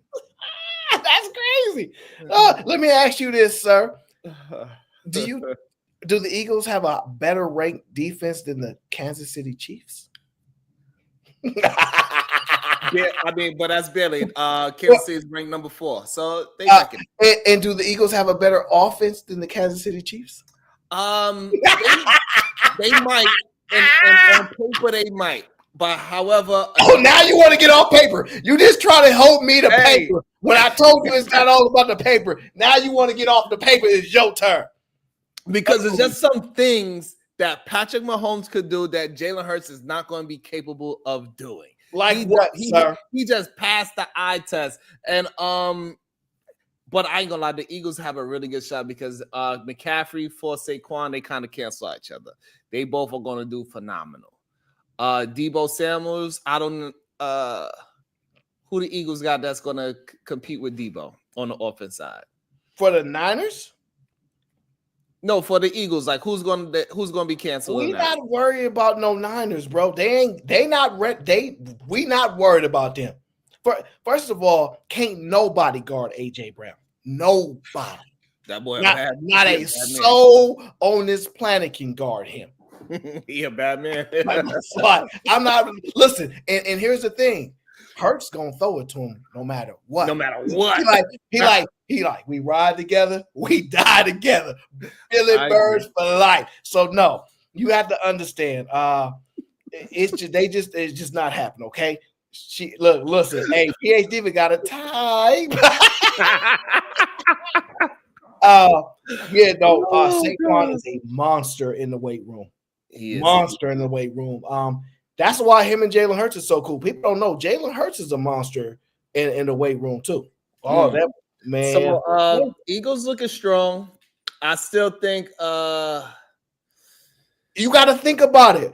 AJ Brown was injured for like 4 games. Yeah. 4 games. And he literally broke an NFL record last year. Ooh. He literally broke the damn record last year. He's a bad man. He's strong. We got Dallas Goedert, who's one of the top tight ends. He ain't been playing. The Eagles looking real good. The coach is solid. Listen, I'm telling y'all, I'm excited. It's going to be exciting time when playoff time comes around. It's definitely going to be exciting. But I do believe San Francisco 49ers have a legit shot with McCaffrey. Long as he stays healthy. Their window's closed, bro. Their windows is closed. Like their defense for the Niners to be what people believe they are. That defense need to be what the defense was. Do you understand? When people saw the 49ers coming through the door, they was like, "Woo, you ain't gonna be able to score that well today. You can't make no mistakes." That defense can be had now. Fair. That defense can be had, and that's the thing. Even when you talk about the Detroit Lions, their defense is not that good. The one thing that they do well is they get off the field on third downs. They are the very best at that. So I will give them that. They're the best third down defense at getting off the field. But other than that, before you get to third down, they getting ran all over and touched. So I just and part of the Hutchinson injury and all that hurt them as well. They got smart. They made a trade. They're really trying to put it in. They got one of the best coaches, one of the best leaders of men, and just a real type of coach that you can respect is in that locker room. So they have that to their advantage. But with the 49ers, I just think their window's closing. Like, it's so hard to win in the NFL because of injuries, constant movement, salary cap, all of those things. And now we know the locker room is so important with Micah going crazy. We see San Francisco choking out the special teams and all. Oh, you saw, that was wild. But I think that was actually a healthy fight. That's not healthy, sir. I think it was Debo That's Samuel not healthy. Getting mad at his kicker for missing 2 field goals would have put them over the top. They wouldn't be in trouble in the first place, and he holding them accountable. And then the long snapper. Sir, how is you putting your hands around my neck, holding me accountable, sir? Because the long snapper, he jumped up. He said, "Hey, punks jump up to get beat down. You ain't gonna be talking to my kicker like this." And guess what? D-Ball, he was talking big shit, but when he seen Peppers buck up, he was really walking the other way. He didn't really want no smoke with Peppers. Look, listen, man. When he come around, I don't be talking, but when he leave, I be talking again. He didn't want no smoke with Peppers. And what I think it do, it shows how tight they really are, that they got that heated with each other. And so if Debo start dropping balls, guess what? That's a pause. Whoa, damn. Whoa! If he started dropping passes, they could hold his ass accountable as well. So he better stay on his P's and Q's. It uplifts the team and make them be more accountable of executing, in my opinion, because you're gonna get checked right there on the field, and we're gonna hold it down right there on the field. I think it was a good thing. I think it's good, competitive. I don't think it was nothing malicious about it. They probably ate some food and probably did some, Debo look a little strange. You seen him walking outside? You see how he got dressed? Nah, I don't be watching no man get dressed. They ain't none of my interest, sir. Like, this ain't no Sunday Night Live. People wearing dresses, sir. I don't know, bro. Like, I truly believe the Niners windows have really just passed. I really like the Niners when their defense was to be reckoned with. And I think at this point, their defense don't put no fear in people no more. They got good players. Fred Warner's one of the best, not even close. They got both. Like, they still have talent. They got one of the top cornerbacks, but they just not the same no more. They not guaranteed to get that stop like they used to, sir. It's just not the same. First of all, ain't no man should be wearing. Never mind. Yo, Diva, look at your man with those thighs. Yo, that's wild. Yo, Diva. First of all, how did you even know about this, sir? I ain't never seen this in my life. How did you know about this, sir?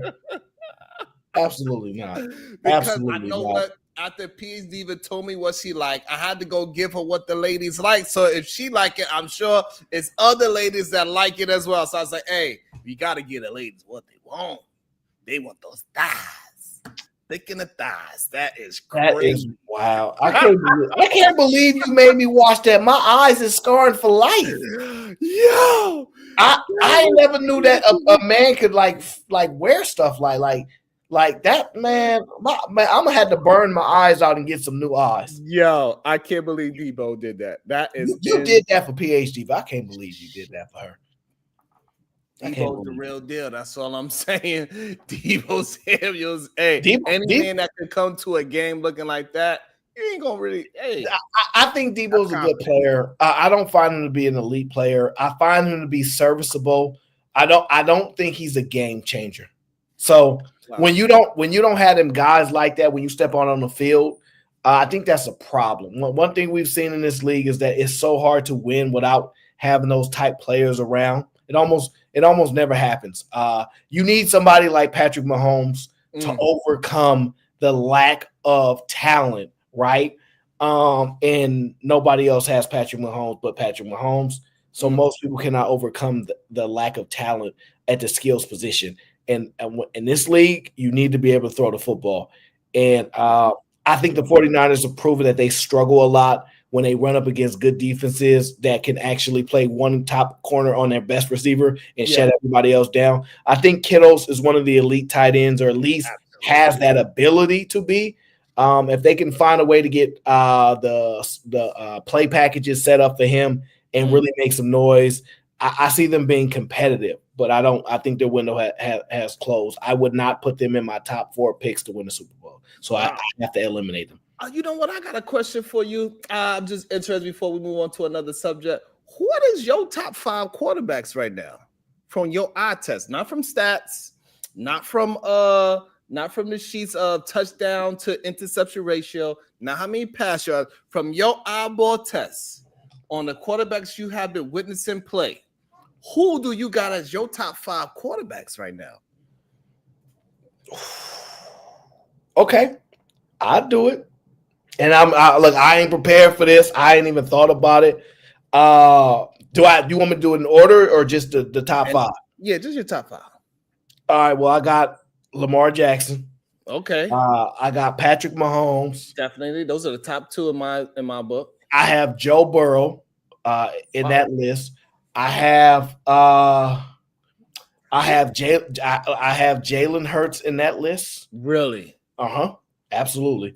And I have, let me see, round out that top 5 because it's I know you want me to do honorable mentions, Russell Wilson, but that's not going to happen. Damn. Yeah, I like him. I like him, but I just can't put him on the list.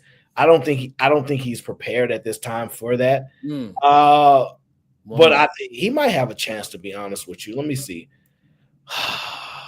Wow. Who else can that round out that top 5? And we talking about just how I think about they play. How you see them, not with stats and all that. Because if we do it with stats, we probably have a different list. I'm gonna say the name. I don't want to say the name, but I gotta say the name.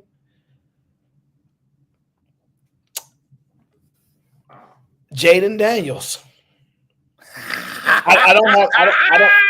Jaden Daniels. I'm glad you said it because I do not have your guy Jalen Hurts in the top 5. Yeah, I think you definitely have the top 3. Even though Joe Burrow, he's not really on a winning team right now, but he is balling out of control. Without him, it's not even a question. It's you know what I'm saying? Like they need to pay Jamar Chase. That He's boy is just a blown out problem. of control. I felt like Jamar Chase was better than Justin Jefferson last year. Wow, that is crazy talk. Hey, look, everybody believes what they believe. I know what I see out on that field. I have Justin Jefferson behind Jamar Chase. I think they both from LSU though, as crazy as that sounds. But yeah, I just had Jamar Chase edging them. Just slightly edging them. Everybody likes Justin Jefferson. I'm a Jamar Chase guy. I will concede this. It may be because one is playing with a better quarterback. Because obviously, when other dude had that quarterback, he was doing crazy stuff. It's just I don't know, something about Jamar Chase. He always getting a 50-yard bomb. Like it's amazing to me how that just every game. What the hell is this 60-yard bomb down the field? Like he just special, man. He just is, and I'll probably be alone on the island with that. But that's just what I think. I think he's ahead of them. I actually have him rated as the number one wide receiver in the NFL right now. Wow. Yeah. That's big talk. And you didn't have Josh Allen in there. That's crazy to me. I don't have Josh Allen. Way better than Jalen Hurts right now as well. But Jamar Chase is doing phenomenal. He's definitely not better than AJ Brown, but he is definitely in the conversation. I believe as wide receivers, since we're gonna move on to wide receivers. So this year, top three. Yeah. Well, that's fine. This year, Jamar Chase is playing better than AJ Brown because AJ Brown has not been healthy. So he is playing better. He just broke an NFL record, sir. He in the books with Jerry Rice. It ain't really much to talk about after that. But for one game, I want AJ Brown over everybody. For just one game, I want AJ Brown. But as far as like the season, how it's going, I got Jamar Chase number one. Like he's special. Yeah, he is. Man. Him and Joe Burrow is doing some great things over there. So I think Jalen Hurts is great, but he wouldn't be in my top five. I will replace him with Josh Allen, in my opinion. I don't have a problem with that. If my man Russell Wilson beat up on Lamar Jackson this coming up game, Lamar Jackson, I'm sorry, he's going to have to be the honorable mention. He's going to be in that sixth spot. I'm sorry. Russell Wilson has a. How you gonna drop Lamar Jackson opportunity from number one, number two, in my opinion. Number one, he's number two, but number one. Number one, you out your goddamn mind. He is absolutely number one right now in the NFL. You out of your mind. Shit, y'all some this real is Patrick Mahomes' NFL right about now. No, he got an undefeated record. You cannot. It's not possible that you can put anybody over an undefeated. Who had a better record last year, Baltimore or Kansas City? I'm not sure. Yeah, we're talking about this year. Yeah, because you know it's going to destroy your argument. Because last year, if you're going by the record, it makes you the number one quarterback. It wouldn't have been Patrick Mahomes, sir. No, what I'm saying is that an undefeated record playing against some really decent teams. That you got to give that man the credit. I have nothing against Patrick Mahomes. I think he is the best quarterback in the NFL. No, for any given game. But this season is Lamar's season. Like as far as how they're look, Gary, what up, dog? Look, your Cowboys ain't even getting ran down on today, dog. We letting it slide today, man. Because look, Garrett is my dog. I know that's my guy, so I know how he's feeling right now. His stomach is turning. Dak is done for the season. Especially tomorrow. Yeah. Because that's when he actually go under the knife. That's crazy. In New York City. That's crazy. You are so blood. But no, it's just I got Lamar. This year, he's nobody is playing quarterback better than him. Nobody. Except for the undefeated team. Nobody. Man. Absolutely not. That's not. Hey, Lamar's great. Him and Joe Burrow is right neck and neck right now, too, by the way. Balling out of control. No, he's playing better than Joe Burrow. Because he's doing it in the air from the pocket and with his legs. Nobody else in this league is doing what Lamar Jackson is doing right now. Hey, Nobody what I'm else. gonna tell you is this: if Russell Wilson figures it out this weekend, I'm sorry, but Lamar Jackson's getting taken out the number 2 spot because for me, I have him in the number 2 spot. I got Patrick, I have Lamar, Joe, Josh, and Daniels. Those are my top 5 quarterbacks right now. I think they're doing great, and hopefully, Mr. Daniels, he doesn't disappoint me because if he moves to Jalen, listen, I'm at to switch the spot. My decision to put Jaden Daniels in there is just because I love the way he throws the football. Like I've watched him, he got a touch pass, the deep pass. He's so quick with his movements. But CJ Stroud ain't no. I would probably put CJ there, but his CJ Stroud, he's a bad boy. All his weapons is down. You look super, like you don't look so good when all your weapons go down. He loses the top 2 receivers. Like that hurts a quarterback when you lose your top 2 targets, sir. Not when you doing good. I've seen other great quarterbacks. They do it. Do what? Lose their top receivers and they find a way. I see. Yeah, no, they great tight end and find a way. No, make a Julian Edelman out of nowhere. It's like, who the hell is this person? No, okay, but did he win an MVP that year? So no. So when I say we're talking about the stats too, what you're actually doing. We're not talking about Patrick Mahomes throwing 1 touchdown a game, all right, and winning the game because his defense is playing so well. Because if somebody throws 7 touchdowns and loses to Patrick Mahomes because somebody else ran or his defense got 4 interceptions and ran him to the house, absolutely not, sir. Yeah, like Patrick Mahomes, you can say they're the best team because they're undefeated. I'm willing to concede that. But Patrick Mahomes is not playing better football than Lamar Jackson. You out of your mind. What's their record? Oh my God! So now you want to go to just the stats now? Like, I was just curious. I don't know. You asked me to pick the top 5. Forget stat. You look. This is what you told me. Forget stats for all that. Just tell me what you think. And then you come and bring goddamn stats. When you eliminated, I said with my eye test, with my eyes for what's your eye test? My eye test. Your eye test says Patrick Mahomes is throwing the ball, running the ball, and better than Lamar Jackson. Yes. That's what you see with those eyes? That's what I see with my eyes when I seen Patrick Mahomes take off from the line of scrimmage and ran over a defensive play, shoulder, he said, bow, and then look at him on the sideline. That was my eyeball test. Patrick Mahomes is absolutely balling out of his mind. He's doing great things with his legs and his goddamn IQ. In my opinion, without his star running back, he's picking up things with his feet. That's what I see Patrick Mahomes doing. I know that Baltimore, he has a phenomenal running back. Another thick thigh person that probably PhD would love. King Henry.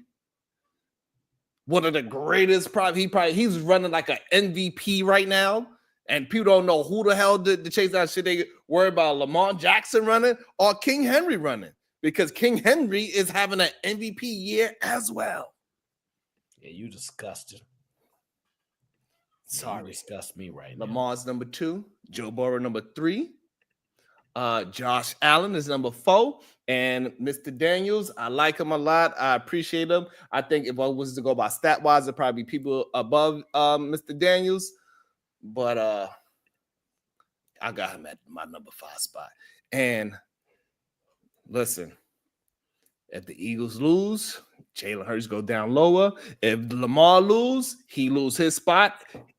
Russell's gonna be all up in there. And if I'm sorry to say it, but I'm going to have to go with the same standard. If Josh Allen wins this weekend, I'm going to have to switch the spot. I'm going to have to knock Patrick Mahomes out there as well. We're going to have to change the show to worst takes. This is ridiculous, sir. Redunculous. Yeah, I actually a quarterback that I didn't mention that I wanted to mention just because I like the way that they just play. Jordan Love. Yeah, Jordan Love is dope, man. It's just he is a gunslinger and he takes too many chances. That boy, he is the prototype. 6'4", can move, can throw a lot of different passes. He just you tripping if you don't, man. You tripping if you don't really, you ain't watching it. You ain't watching enough football if you don't think Jordan Love is up. You ain't, because we're not talking about stats. We're just talking about what I see. Yeah, the eye test. Jordan Love. Wait. You a Jets fan, right? Damn. Oh, okay, yeah, okay. I knew it was something. I knew it was something to this. I knew it. I knew you hate every quarterback because y'all ain't got no quarterback. Speaking of no quarterbacks, that gives me a interesting flip. What you think about the New York Giants? Are they going to revamp that whole team? It looks like they're going to. Do you think they're going to get rid of Josh Daniels? Oh, I mean, what the hell is that boy first name? His name is not to be spoken. Horrible. Yeah. Terrible. But do you think they're going to revamp everything? Coach, quarterback, running back? The front office should be fired. The whole thing. They gave that quarterback money, and everybody in the world knew he wasn't worth it. Everybody in the world knew he wasn't worth any of the money. They let Saquon walk out of the building to go to their rival, and he balling. Number 2 in the league in rushing behind the Ravens, right? Well, I think we actually ahead of them in rushing, but still, he's number 2 behind their running back. Listen, man, that front office needs to be fired, replaced. Whatever his Daniel's name is, he got to go. He's one of the worst. He might go down in history as one of the worst signings ever. That's how horrible he is. The worst signing ever? For that kind of money. Because it's not Jamarcus Russell type conversation, but for that kind of money, because remember, Jamarcus Russell stole that money before he even got it down. That's when they didn't have that rule where you get to negotiate your pay. So like that don't count, right? But as far as all the quarterbacks when they was getting paid, he is the worst signing in history to me. Wow. Listen, in history, because he never was good. At least with Deshaun Watson, you can argue he was good. You could argue he was good. Boy was cooking. He was. But this guy, he never was good. Never, ever.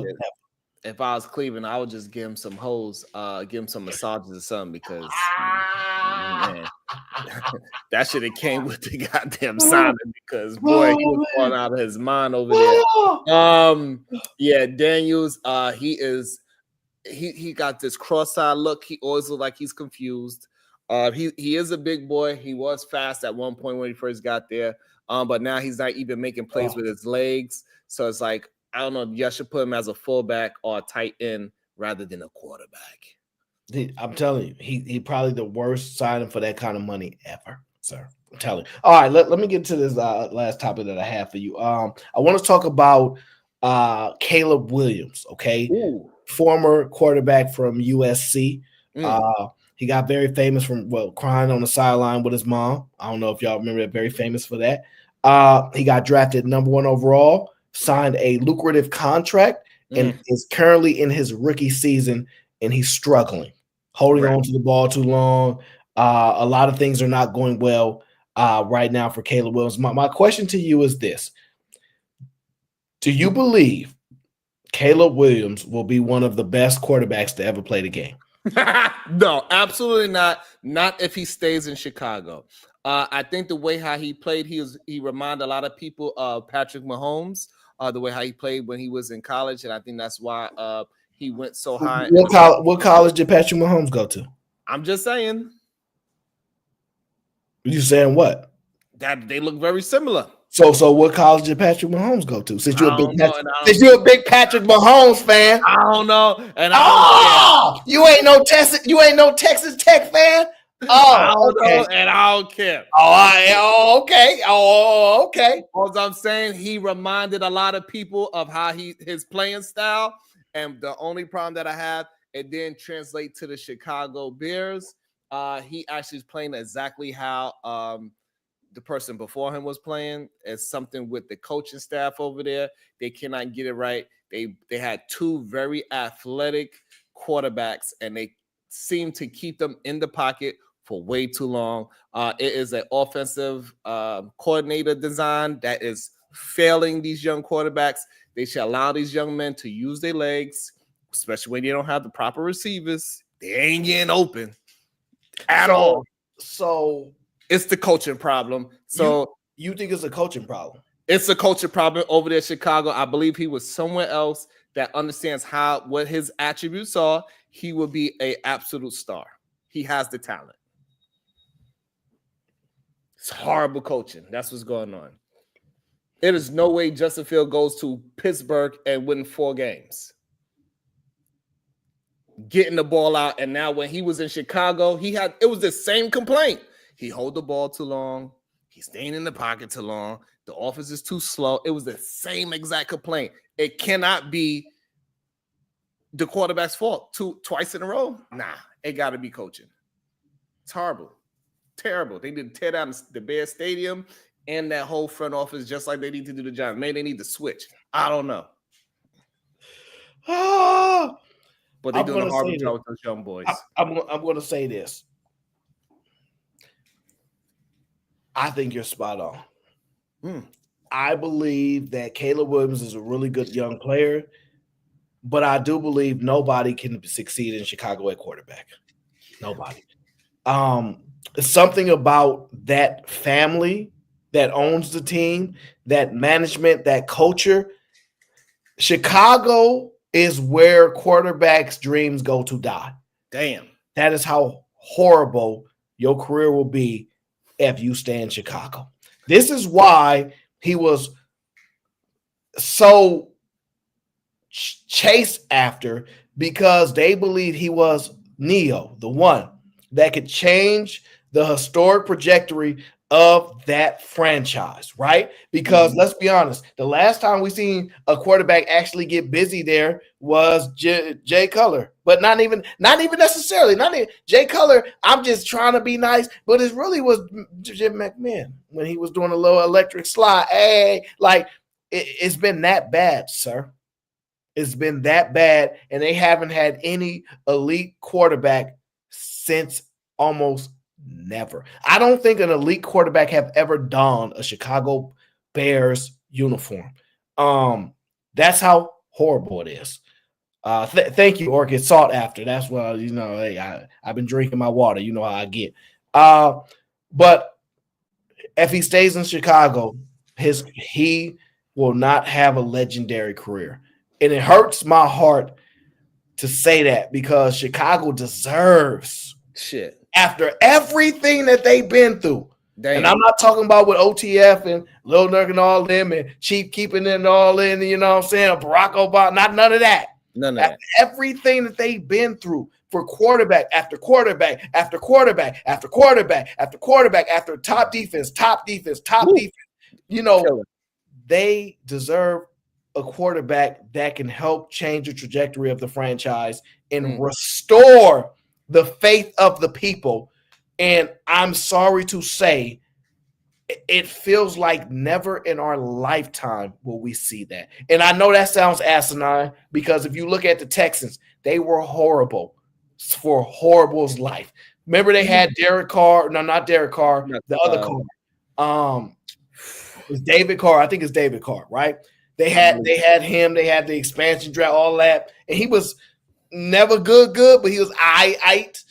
And now you got the Texans actually been one of the better teams in the league. You see what I'm saying? So for a couple of years. Yeah. So there's some glimpse of some faith and hope, but being a Chicago Bears fan has got to be the most embarrassing franchise ever. Like almost ever. And that's a lot to say. And I mean that almost ever. If you look across the teams, they are probably the worst. Damn. And they got one of the best logos. They got one of the best jerseys. They got some of the best fans, one of the best city. Like they got everything that you think you would need for success. maybe they should like find a Venezuelan to Like, take because think of, even the Panthers, if you look over this time frame, better than them. Yeah. Like I can't think. Look, the Lions were horrible. Yeah, they was horrible. They was horrible. And horrible. you know, because remember, Chicago had some good years as far as like 7 wins and some 10 wins. But something to get a little excited about. It was never because of great quarterback defense. You know what I'm saying? Like it was always that defense, and then a decent quarterback like a Jay Cutler or something. Mm-hmm. But they deserve an elite quarterback. Also, they had one of the greatest special teams ever. Oh, Devin Hester, the greatest kick returner ever. Probably for a long time, especially now. Ain't nobody touching that. That boy is bad, man. He was a bad man. Okay, bad man. Okay, Deshaun Jackson. That's the closest thing. Sorry to say, but he is an Eagle, so he did a lot. No, Deshaun Jackson. No, the next closest kick returner. Some will say Dante Hall because he was the human joystick. He was one of the ones back then. And it's another name that's eclipsed in my mind right now that I wanted to say, but it'll come back to me another time.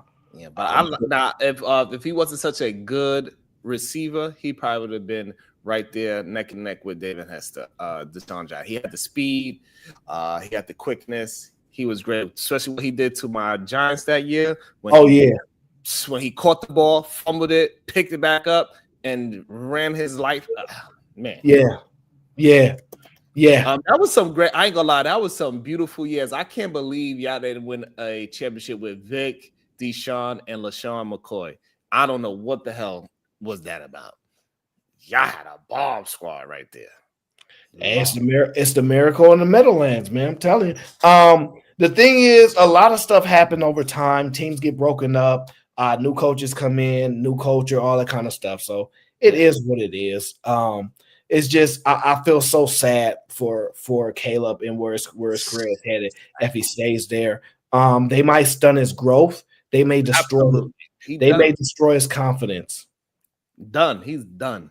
Like the only thing that would save that young man is that if they somehow get Aaron Rodgers over there and he could play behind Aaron Rodgers to restore that man's confidence. Like he needs somebody that is a veteran to say, "Hey, listen, it ain't you, it's them," and keep his confidence and keep his it is him too, though. Shit, yeah, because he's holding the ball too long.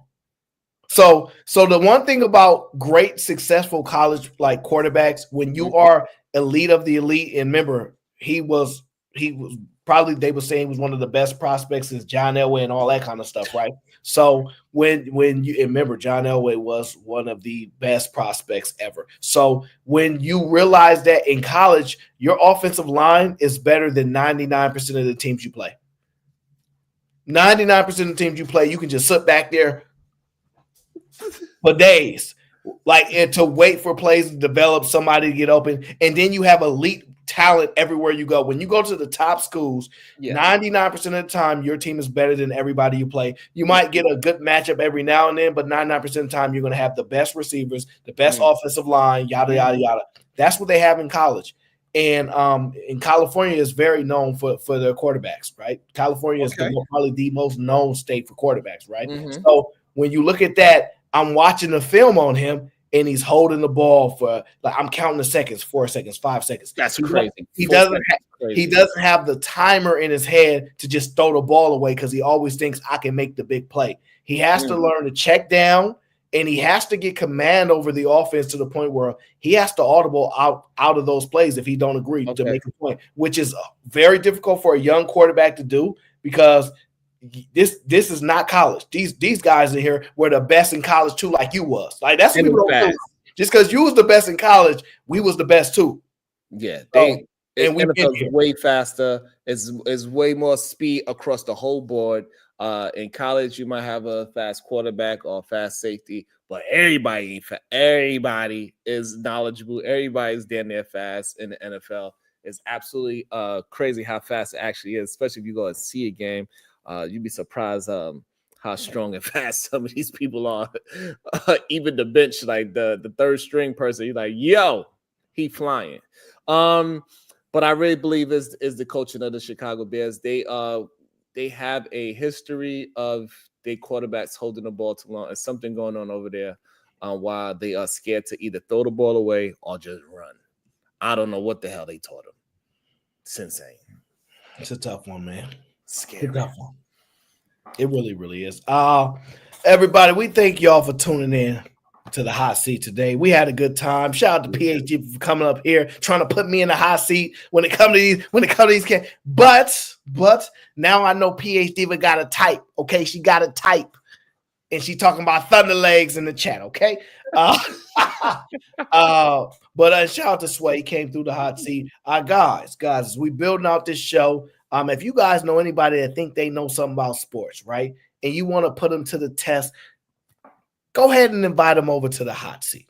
Go ahead and say, hey, yeah, my peoples, they got this sports show going on. You think you know what you're talking about? Go up there and tell them off. Go up there and put the flame in there. Turn them seats on fire.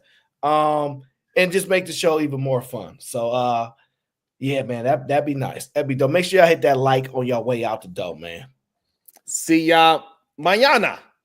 We're going to talk about what happened in the NBA Cup and the upcoming game on Thursday. It should be a doozy. Oh, I cannot wait. Deuces.